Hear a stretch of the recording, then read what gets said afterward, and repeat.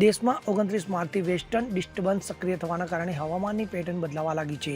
તો જમ્મુ કાશ્મીરમાં હિમવર્ષા થઈ રહી છે, જેથી શુક્રવારે રાજ્યના સોનમર્ગના હેંગ વિસ્તારમાં હિમપ્રપાત થયો હતો, જેના કારણે 2 કાર બરફમાં ફસાઈ ગઈ હતી. જોકે કારમાં ફસાયેલા લોકોને બચાવી લેવામાં આવ્યા હતા. તો મહત્વનું છે કે ભારતીય હવામાન વિભાગ દ્વારા 30 માર્ચે જમ્મુ કાશ્મીર અને હિમાચલ પ્રદેશમાં ભારે વરસાદ અને હિમવર્ષાની આગાહી કરવામાં આવી છે.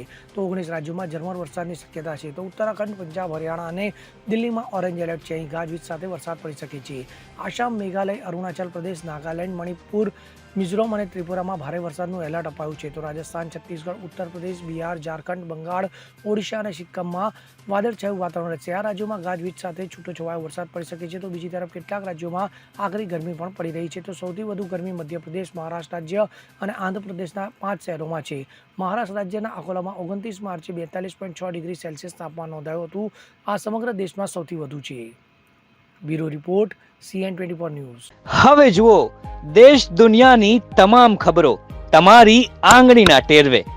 ઉઠાવો મોબાઈલ અને Google Play Store પરથી ડાઉનલોડ કરો અમારી CN24 ન્યૂઝ મોબાઈલ એપ.